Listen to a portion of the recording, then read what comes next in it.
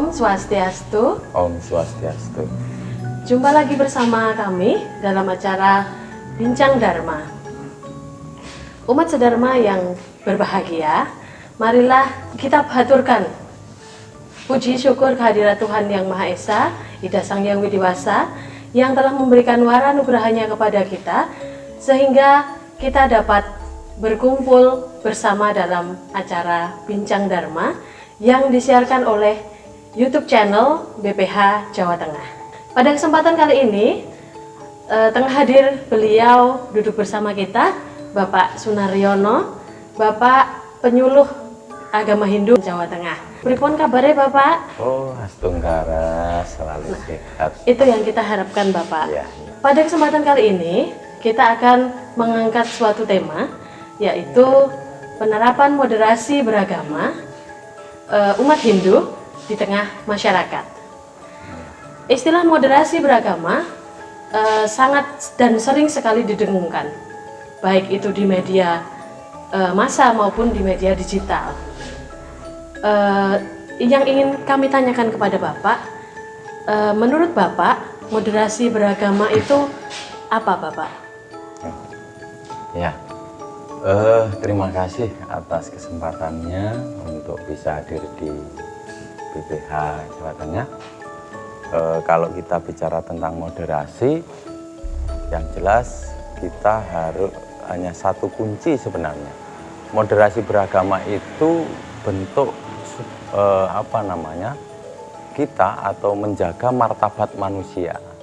Makanya dalam pemerintah Indonesia khususnya di dalam peraturan Menteri Agama nomor 93 tahun 2022 bahwa di mana di situ sangat sebagai program utama untuk menjaga kerukunan umat beragama itu sendiri. Jadi kalau dari sudut pandang saya untuk menjaga sebuah persatuan dan kesatuan bangsa, moderasi beragama itu sangat dipentingkan dan sangat dibutuhkan sebagai kebutuhan pokok dari bangsa Indonesia. Dilihat dari kemajemukan yang ada di Indonesia ini, baik itu berbagai macam agama, berbagai macam suku dan lain sebagainya, itu memang sangat-sangat dibutuhkan. Karena begini, kalau kita melihat sebuah perjuangan sebelum Indonesia merdeka ini, bahwa hanya ada sebuah kesatuan atau persatuan dari masyarakat Indonesia atau khususnya bangsa Indonesia ini, di mana itu bangsa ini berdiri bukan karena satu agama, tapi dari semua agama yang ada di Indonesia ikut berjuang dalam menjadikan negara Indonesia yang merdeka, begitu Pak. Ya. Berarti dari penjabaran Bapak tadi, itu berarti moderasi beragama dari zaman dulu dengan zaman sekarang yang zaman Kali Yuga seperti ini, perbedaannya apa Bapak?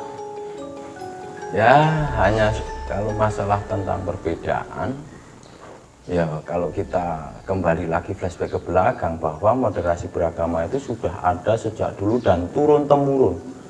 Kenapa kok sekarang tetap didengungkan? Itu karena ya kondisi masyarakat Indonesia sekarang ini untuk satu atau menjaga sebuah kesatuan itu sudah mulai luntur sebenarnya. Kalau kita lihat pada zaman dulu itu seperti pernikahan Rakyat Pikatan dan Pramodawardhani, di mana di situ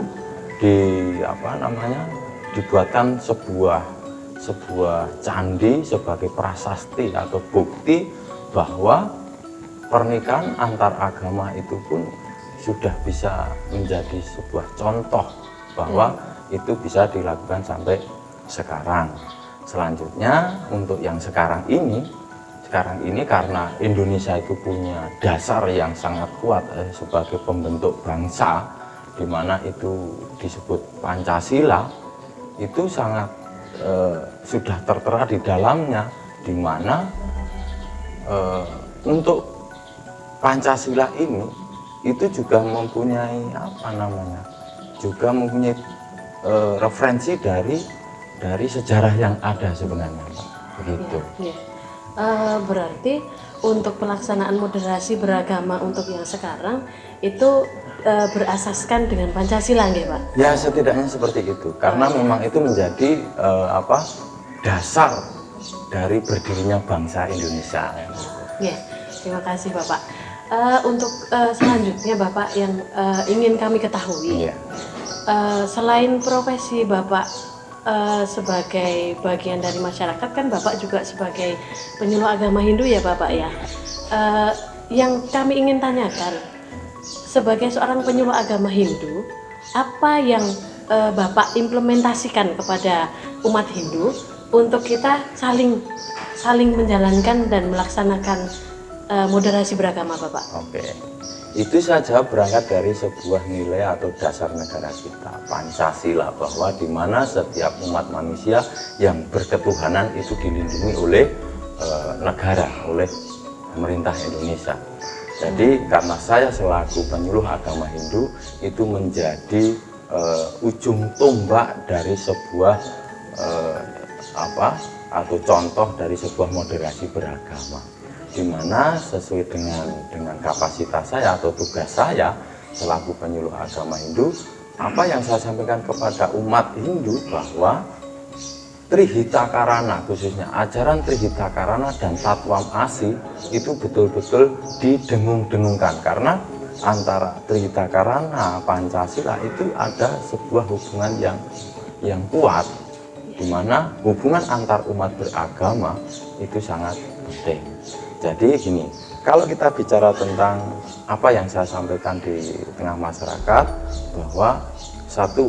bahwa kita harus berusaha menjaga keharmonisan hubungan itu antara umat dengan Tuhannya atau Sang Hyang Widi.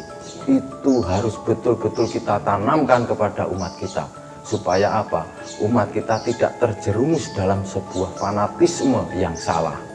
Gitu. Fanatisme yang salah, dimana ya istilah suatu contoh begini, wah karena saya sudah bertuhan dilindungi oleh negara, kita terus seenaknya sendiri, bahwa seakan-akan kita hidup tidak di tengah masyarakat tetapi seperti hidup sendiri. Makanya di dalam masyarakat itu Tatwam Asi itu sangat penting. Rasakan bahwa aku adalah engkau, engkau adalah aku. Di saat kita mempunyai sifat fanatik di tengah masyarakat, kita pun akan terkucilkan, seakan-akan kita bukan sebuah makhluk yang sosial. Makanya pemerintah mempunyai program seperti itu. Kemudian yang kedua, mengharmoniskan antara hubungan manusia, mengharmoniskan hubungan antar agama satu dengan agama yang lain. Inilah yang menjadi sebuah yang dasar Menteri Agama kita untuk menyampaikan moderasi beragama. Sekarang sudah mulai terjadi sebuah krisis persatuan, di mana menganggap bahwa agama saya lah yang paling benar. Seperti itulah yang terjadi di tengah masyarakat. Fanatis ya Bapak ya? Fanatis. Makanya di situ kan kita harus fanatik boleh, tetapi pada agama kita sendiri dan di dalam hati sendiri. Kalau kita keluar ke sifatnya sosial, interaksi dengan masyarakat, itu kita harus betul-betul bahwa dia juga termasuk ciptaan Tuhan itu sendiri. Kemudian yang ketiga adalah mengharmoniskan hubungan umat manusia dengan lingkungan sekitar, dengan alam gitu. Itu setidaknya saya sampaikan sampai di situ. Yang paling inti dalam moderasi adalah mengharmoniskan hubungan antar umat beragama. Iya. Berarti bisa digarisbawahi bahwa sebagai penyuluh agama Hindu kita tidak boleh fanatis ya Pak ya. Kita tidak boleh fanatis, kita tidak artinya kita harus menggunakan ajaran agama kita ya, Tatwam Asi ya Pak ya. Ya.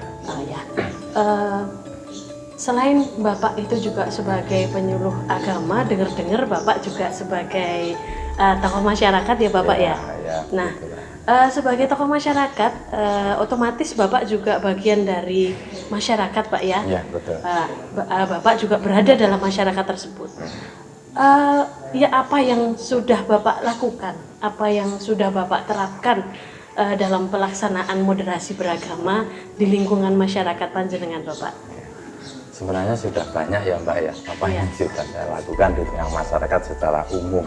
Itu juga tugas dari bagian dari penyuluh ya, bagian dari penyuluh itu memang salah satunya di mana kita menerapkan itu di tengah masyarakat secara umum, bukan hanya ke umat Hindu saja sebenarnya.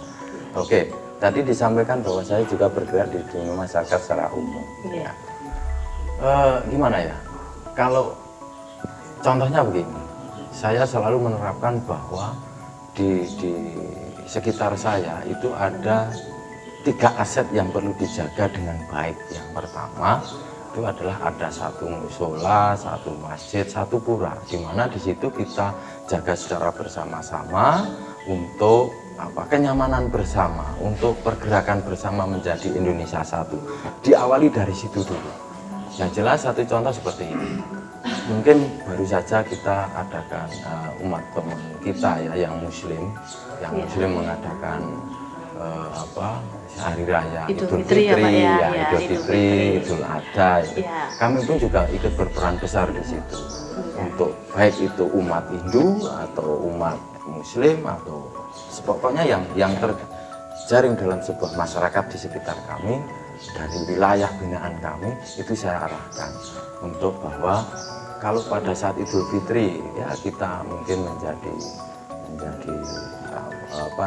menjaga atau jogo boyonya, menjaga dari proses ritual dari teman-teman Muslim kita.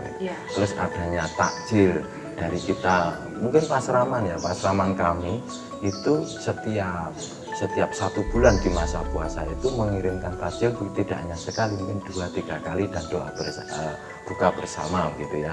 Kemudian waktu kurban pun juga begitu. Kami juga terlibat di dalam sebuah penanganan kurban, di mana itu untuk menjaga sebuah kerukunan. Kurban itu dilaksanakan masyarakat secara umum, walaupun secara aturannya ada yang berkorban, yang menangani adalah masyarakat secara umum. Begitu juga kalau pura ada acara ya. Kalau pura ada acara itu kami yang menangani sebuah ritual selaku umat Hindu untuk perlengkapan yang lainnya, dan mungkin dalam parkir, fasilitas yang dibutuhkan itu teman-teman atau masyarakat yang beragama selain Hindu pun juga ikut membantu lancarnya sebuah proses upacara itu. Begitu itu yang saya berarti bisa ditarik landasan bahwa untuk yang di tengah masyarakat itu yang diperlukan adalah komunikasi yang baik dan toleransi ya Pak ya. Jelas ya, itu. Toleransi, tatuan cerita, karena itu jangan lepas Pak. Jangan lepas karena itu menjadi ajaran kita yang kuat di dalam menerapkan moderasi beragama. Itu kita sudah tidak tabu lagi untuk moderasi beragama. Untuk umat Hindu sudah dari dulu turun sampai sekarang, karena memang ajarannya seperti itu. Itu memang sudah jadi dasarnya ya Bapak ya. Dari ulasan Bapak tadi, mulai dari kita berbincang tentang pengertian dari moderasi, bagaimana kiprah Bapak pada saat Bapak menjadi seorang penyuluh dengan sebagai tokoh masyarakat, dari situ kita dapat menarik kesimpulan Bapak. Kira-kira moderasi yang baik yang bisa diterapkan oleh umat Hindu di tengah masyarakat itu yang seperti apa Bapak? Ya, itu begini, tidak mengurangi dari sebuah hak manusia yang hidup di Indonesia khususnya, bahwa hak yang paling hakiki adalah beragama. Kesimpulannya begini, kalau dalam bahasa mohon maaf tidak syariah, keluarnya kita lunak, tetapi di dalam kita keras. Maksudnya gimana Bapak? Begini, Kok Ke dalam kita ke lunak, dalam kita keras, keluar kita keras. Kalau Maksudnya? terbalik, keluarnya kita lunak, ke iya. dalamnya kita keras. Keluarnya Maksudnya kita. begini, Iya. fanatik Pripun? itu sangat perlu Mbak di dalam diri karena Iya. itu adalah sebuah keyakinan Untuk yang dimiliki membentengi, oleh Pak, ya? dimiliki oleh setiap individu untuk membentengi diri kita bahwa Iya. setiap agama itu juga butuh eksistensi Mbak, butuh eksistensi Iya. di mana bahwa ajaran kita terapkan, kita aplikasikan di tengah masyarakat supaya apa? Masyarakat itu tahu bahwa Hindu itu juga mempunyai sebuah ajaran yang apa ya, yang baik gitu kan. Walaupun semua orang sudah mengatakan bahwa agama itu semuanya baik gitu kan, tetapi setidaknya fanatik diri, keraskan diri kita, keraskan serada kita, Keraskan ke dalam gitu iya ya, ke Pak, dalamnya, ya? Iya. Ke dalam diri. kepada meyakinkan bahwa kita itu meyakini sebuah Tuhan.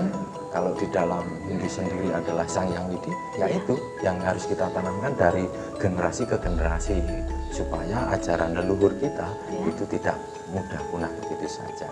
Itu kalau ke dalam.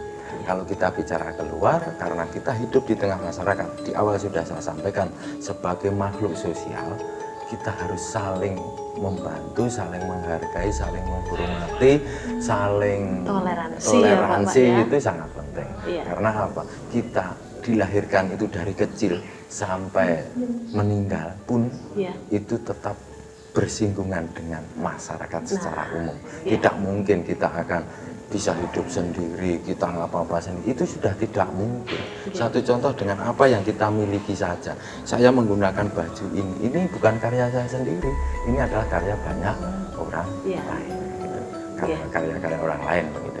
Itu setidaknya kesimpulan yang saya sampaikan untuk moderasi beragama di kesempatan ini. Itu terima kasih.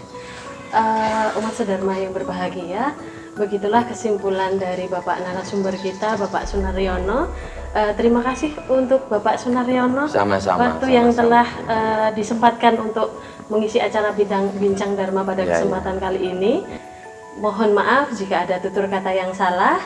Marilah kita tutup acara Bincang Dharma kali ini dengan mengucapkan Paramasanti bersama-sama. Om Santi, Santi, Santi, Santi, Om.